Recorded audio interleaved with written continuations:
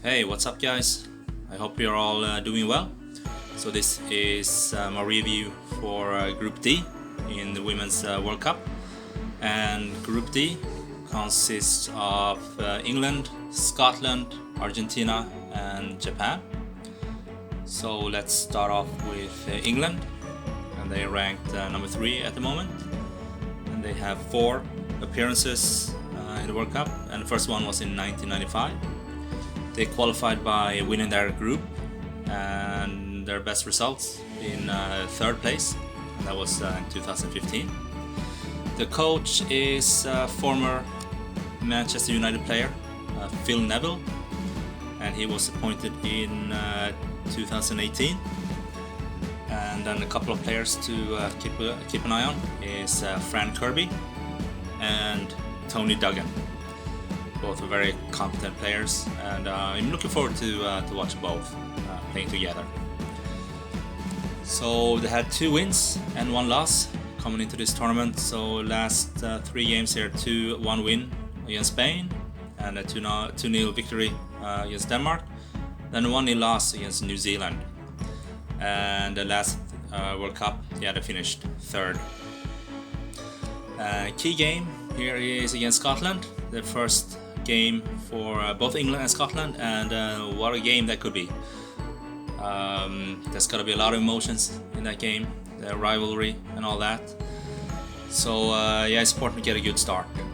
So if England can apply themselves and start off and really make a statement in the first 15 minutes, they could go a long way for England in that game and in the tournament.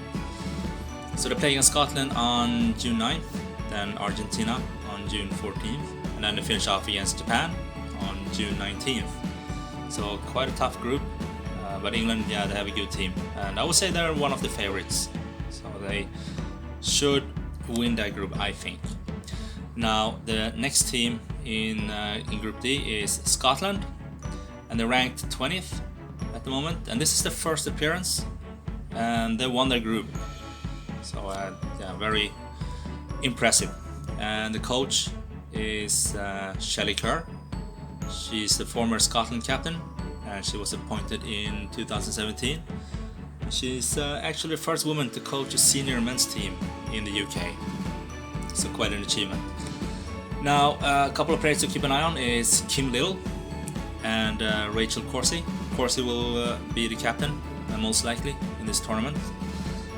And they have 2 wins and 1 draw coming into this tournament, and they drew against Chile, then a very impressive win against Brazil, 1-0, and then a 3-2 win against Jamaica.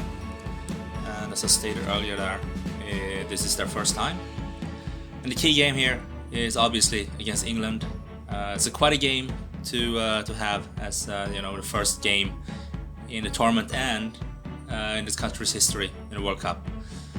It's got to be a lot of emotions, and I would assume that the Scottish players are gonna do everything they can.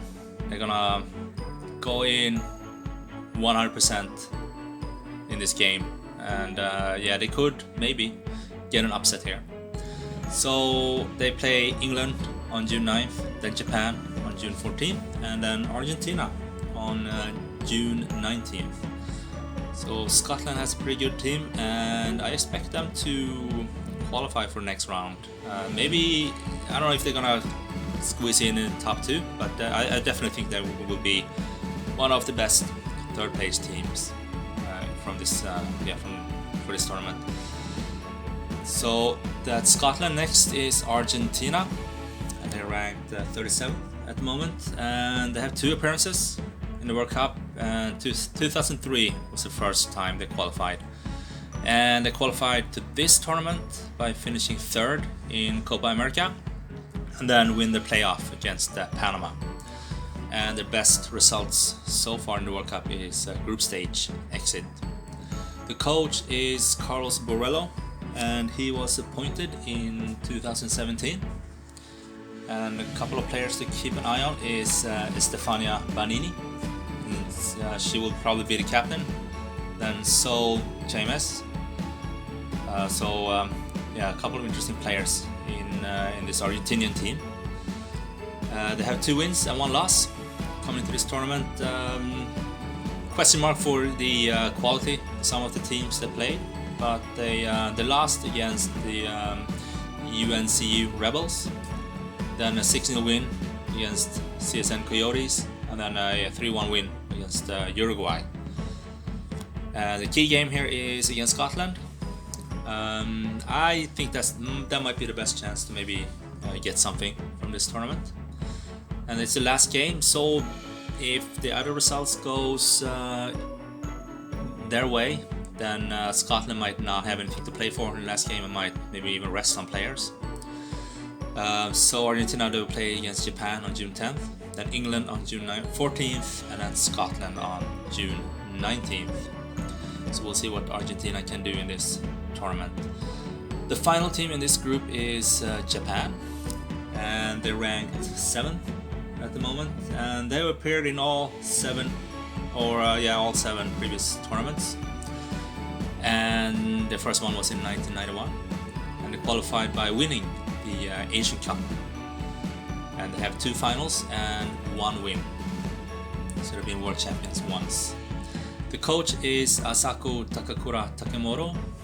She was appointed in 2016, and she has a under 17 women's World Cup title to her name, so that's quite impressive.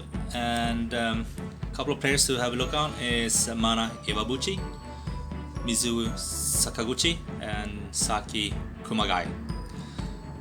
Japan is a pretty interesting team, a lot of skills and a lot of pace. They like to play quick football, so yeah, I've always been a fan of Japan, and I'm looking forward to see them in this tournament as well, especially against England, one of the other top teams in this tournament and one of the other favorites to win. And the results coming into this tournament isn't great. They have 2 draws and 1 loss. So they lost against France 3-1, and then drew against Germany, and they also drew against Spain 1-1. So we'll see. Hopefully they can improve the results in this tournament. And again, Scotland, yeah, that's the key game. A win there, and they don't have to play a must-win game against England, a possible must-win game against England. So they're gonna start off against Argentina on June 10th, then Scotland on June 14th, and then they got England on June 19th. And might be one of the highlights during the group stage. I'm really looking forward to that game. So that's Group D, and yeah, as I said, I have high hopes for this group, and I think England and Argentina, not Argentina, Japan will be a contender. So we'll see, depending on the draw later on, but I have high hopes for both teams. So there you have it, that's Group D. Thank you so much for watching, and if you like this video, please like and subscribe, and I'll see you in the next.